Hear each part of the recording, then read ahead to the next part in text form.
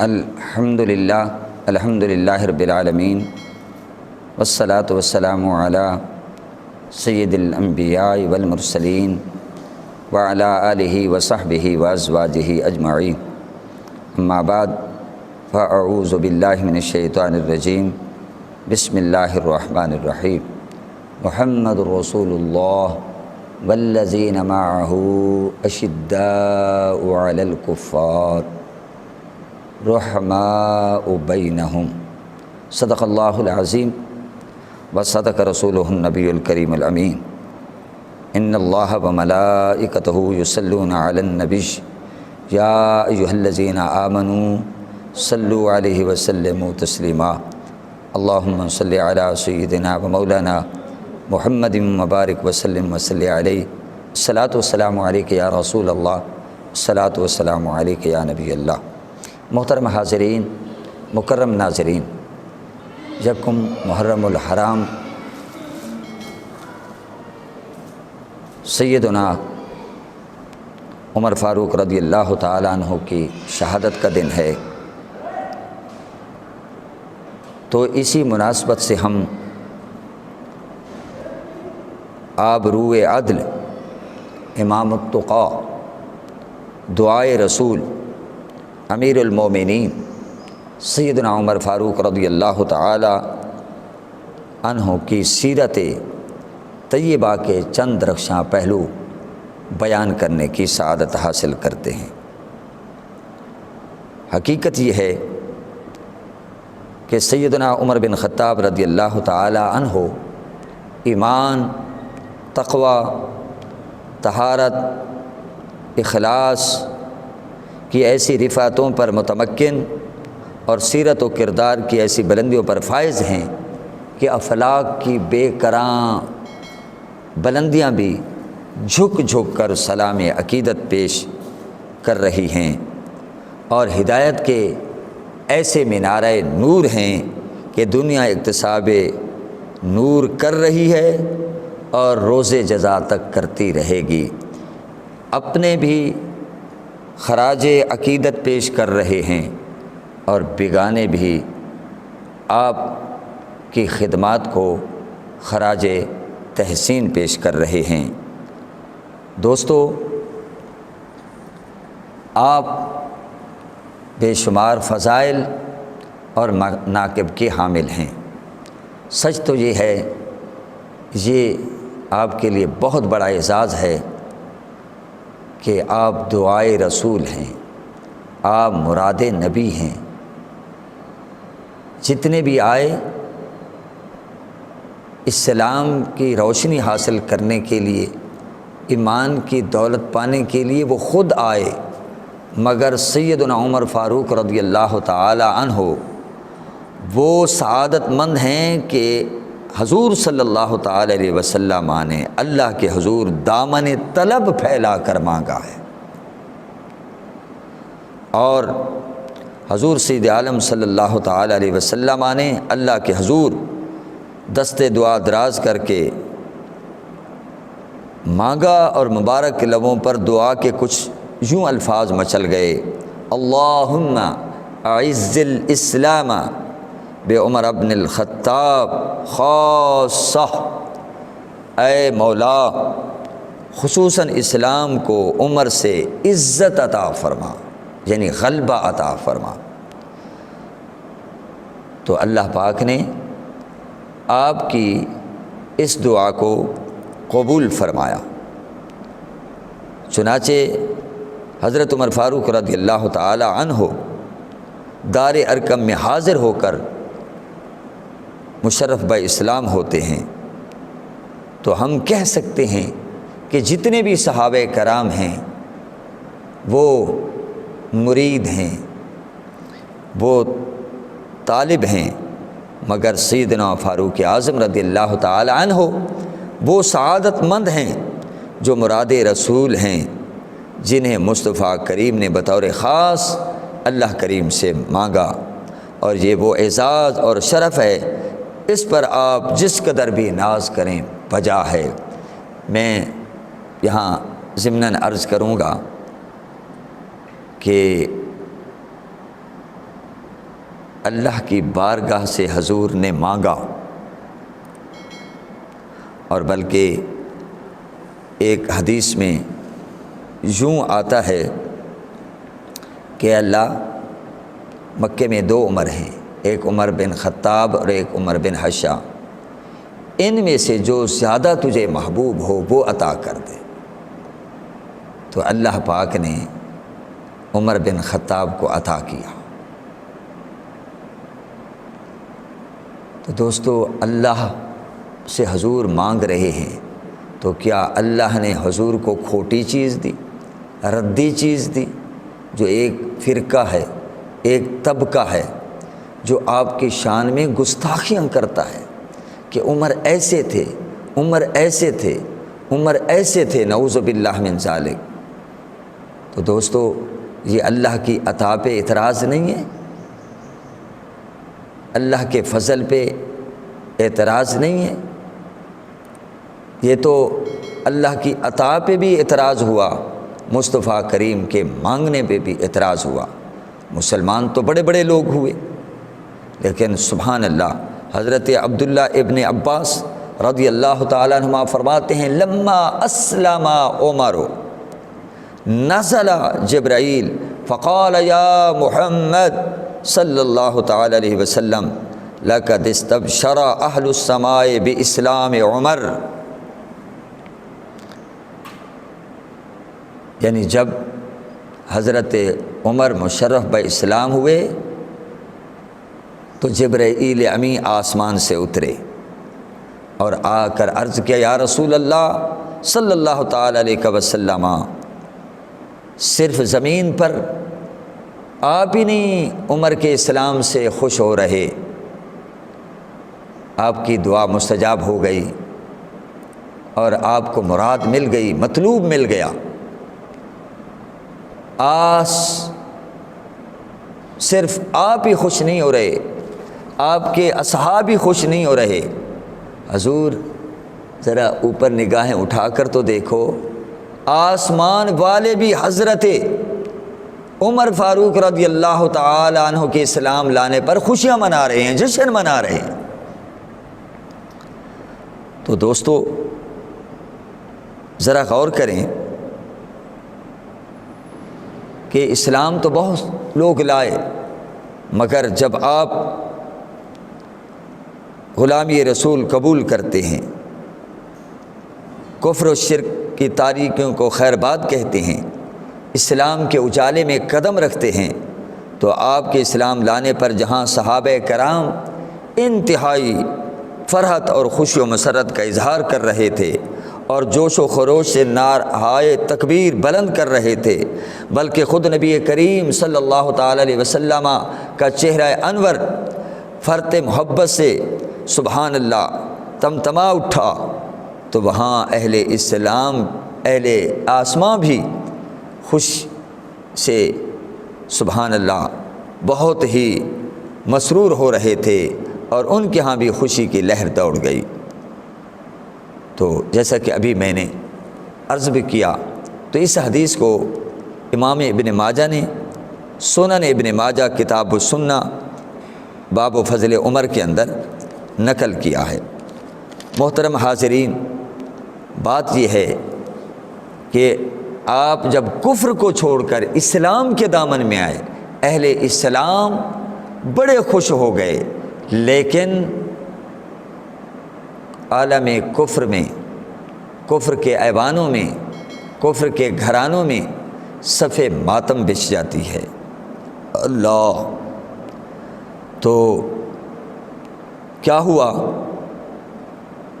حضرت عبداللہ ابن عباس فرماتے ہیں کہ جب سیدنا عمر فاروق رضی اللہ تعالی عنہ مشرف اسلام ہوئے تو مشرکین نے انتہا افسردہ ہو کر کہا، آج ہم نصف رہ گئے، ہماری قوت آدھی رہ گئی۔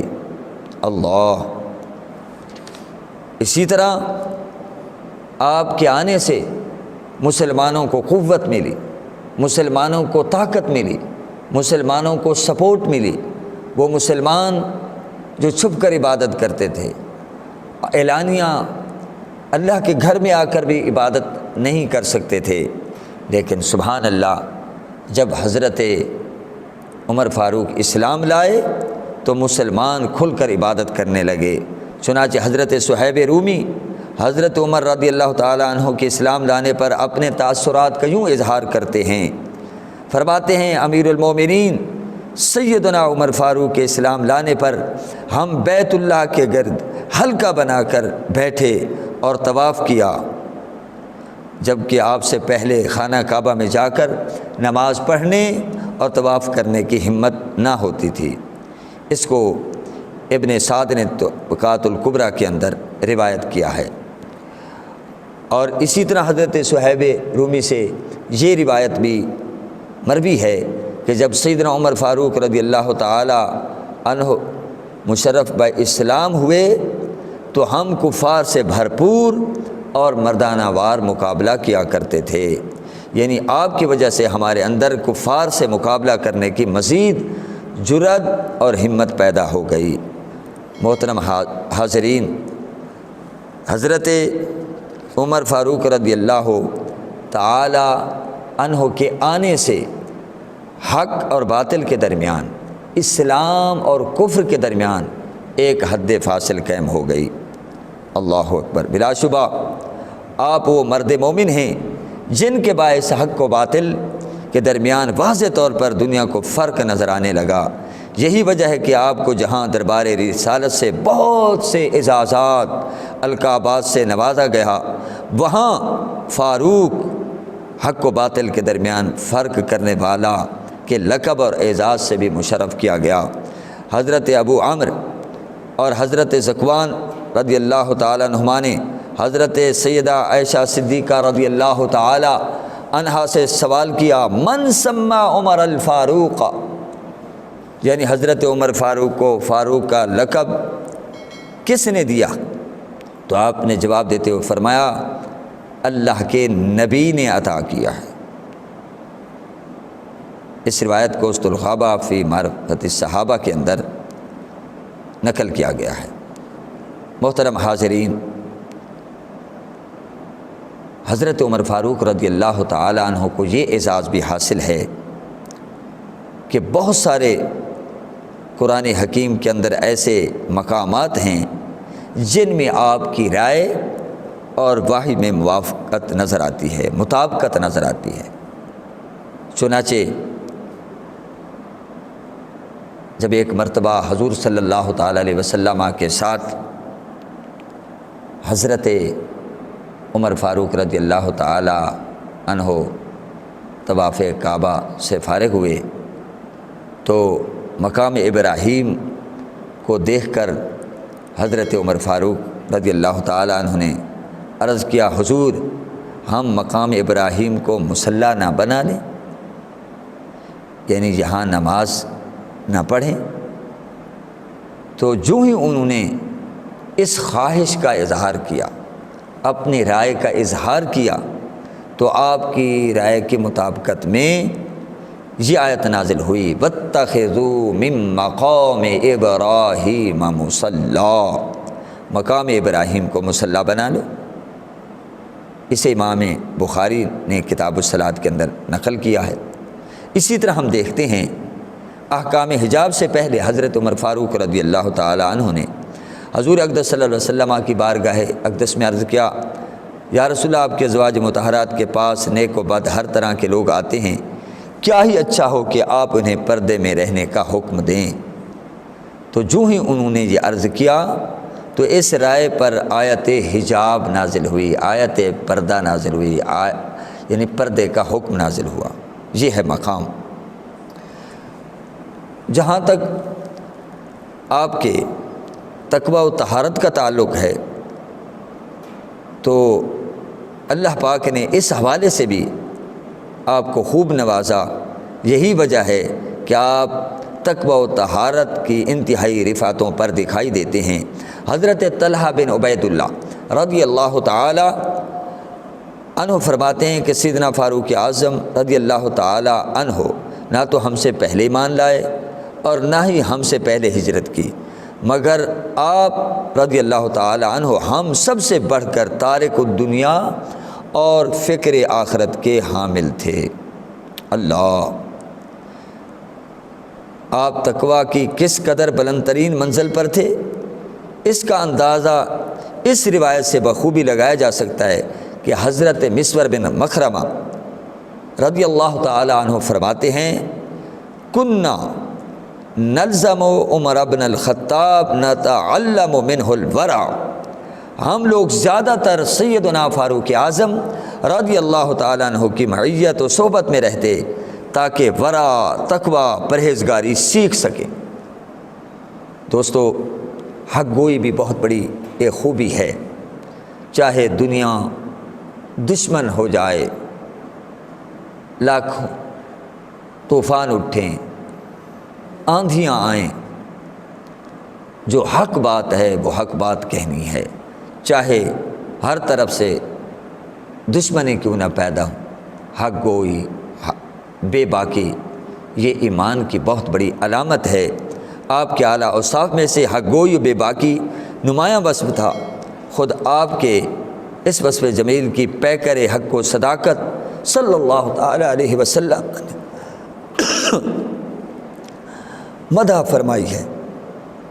چنانچہ حضرت عبداللہ بن عمر رضی اللہ تعالی عنہ بیان کرتے ہیں کہ حضور صلی اللہ تعالی علیہ وسلم نے فرمایا، ان اللہ جعل الحق علی لسان عمر وقلبہ، بے شک اللہ تعالی نے عمر فاروق کی زبان اور آپ کے دل پر، قلب اطہر پر حق کو جاری فرما دیا، جیسا کہ جامع ترمذی کتاب المناقب کے اندر یہ حدیث موجود ہے۔ اسی طرح حضرت ابو ذر غفاری رضی اللہ تعالیٰ عنہ بیان کرتے ہیں کہ رسول اللہ صلی اللہ علیہ وسلم نے فرمایا، ان اللہ وضع الحق علی لسان عمر یقول بہ، بے شک اللہ تعالیٰ نے حق عمر کی زبان پر رکھ دیا ہے، وہ حق ہی بولتے ہیں، یعنی جب بھی بولتے ہیں۔ اس کو امام ابو داؤد نے کتاب الخراج کے اندر نقل فرمایا ہے۔ محترم حاضرین، آپ کی خوبیوں میں سے، آپ کے محاسن میں سے تواضع اور انکساری بھی ہے۔ آپ ایسے متواضع تھے کہ آپ کا دامن تکبر و غرور سے پاک صاف تھا۔ حضرت سعید بن مسیب رضی اللہ تعالیٰ عنہ بیان کرتے ہیں کہ سیدنا عمر فاروق رضی اللہ تعالیٰ عنہ جب شہر مدینہ سے باہر کہیں سفر پر روانہ ہوتے تو راستہ میں استراحت اور آرام کے لیے مٹی کا ڈھیر لگا کر اس پر کپڑا بچھا کر پھر استراحت فرماتے۔ 22 لاکھ سے مربع میل سے زیادہ پر حکمران ہیں، فرما روا ہیں، کیسر و کسریٰ نام سن کر کانپتے ہیں، مگر عاجزی کا عالم یہ ہے کہ لباس میں پیوند ہیں اور جب سوتے ہیں تو چٹائی بھی نہیں، ایسے مٹی کا ڈھیر، اللہ اکبر، کپڑا بچھا کر لیٹ جاتے ہیں۔ یہ ہے عاجزی اور انکساری۔ اسی طرح آپ جانتے ہیں کہ آپ کے اوصاف جمیلہ میں سے عدل جو ہے، انصاف جو ہے، وہ آپ کا امتیازی وصف ہے۔ چنانچہ آپ کی حیات طیبہ عدل و انصاف کے کارناموں اور مثالوں سے تو لبریز نظر آتی ہے، مگر یہاں عدل کا ایک مثالی واقعہ ملاحظہ ہو جو وقت کے حکمرانوں کو دعوت فکر دے رہا ہے۔ حضرت انس بن مالک رضی اللہ تعالیٰ عنہ بیان کرتے ہیں کہ ایک مصری نے امیر المومنین سیدنا عمر فاروق کی خدمت اقدس میں حاضر ہو کر عرض کیا، اے امیر المومنین، میں حضور کی پناہ لیتا ہوں، ظلم ہے، میں ظلم سے پناہ لیتا ہوں۔ امیر المومنین نے فرمایا، اے مصری، تو نے سچی جائے پناہ لی ہے۔ عمر بن عاص مصر پر خلافت فاروقی میں گورنر تھے۔ اس فریادی نے کہا، میں نے حضرت عمر بن عاص کے صاحبزادے کے ساتھ دوڑ لگائی میں مقابلے میں آگے نکل گیا۔ صاحبزادے نے اپنی ہزیمت محسوس کی تو شکست محسوس کی تو مجھے کوڑے مارے اور کہا انا ابن الاکرمین، میں معزز و مکرم ماں باپ کا بیٹا ہوں، تم مجھ سے آگے نکل گئے ہو۔ اس میں گورنر کے بیٹے نے اپنی خفت محسوس کی۔ اس فریاد و شکایت پر پیکر عدل و انصاف سیدنا عمر فاروق رضی اللہ تعالی عنہ نے آرڈر جاری کر دیا کہ مصر کے گورنر عمرو بن عاص اپنے بیٹے کے ہمراہ حاضر ہوں۔ دونوں طرف سے موقف سننے کے بعد جب مصری کی سچائی ثابت ہو گئی تو آپ نے اس مصری کو حکم دیا کہ اضرب ابن الاکرمین، تم مکرم بیٹے معزز لوگوں کے بیٹے کو کوڑے مارو۔ اور پھر آپ مصر کے گورنر کی طرف متوجہ ہوئے بڑے جلال کے ساتھ اور فرمایا تم عمرا نے بندگان خدا کو کب سے غلام بنا لیا ہے، جبکہ ان کی ماؤں نے تو ان کو آزاد پیدا کیا ہے۔ مصر کے گورنر نے عرض کیا اے امیر المومنین، سچ تو یہ ہے نہ مجھے اس واقعہ کی کوئی خبر ہوئی اور نہ ہی یہ شخص میرے پاس کوئی شکایت لے کر آیا،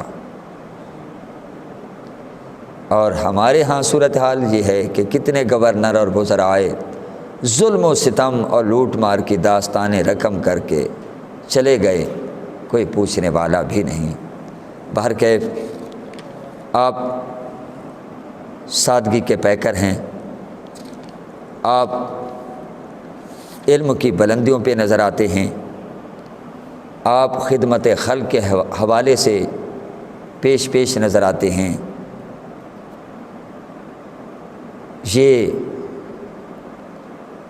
اسلام کا عظیم سپاہی، خدمت گزار، مبلغ، محافظ، عاشق رسول، عادل، جن کے عدل کو پوری دنیا سلام پیش کرتی ہے، یہ اسلام کی خدمت کرتے ہوئے بالآخر یکم محرم الحرام کو داعی اجل کو لبیک کہتے ہیں اور مقام شہادت پر فائز ہو جاتے ہیں۔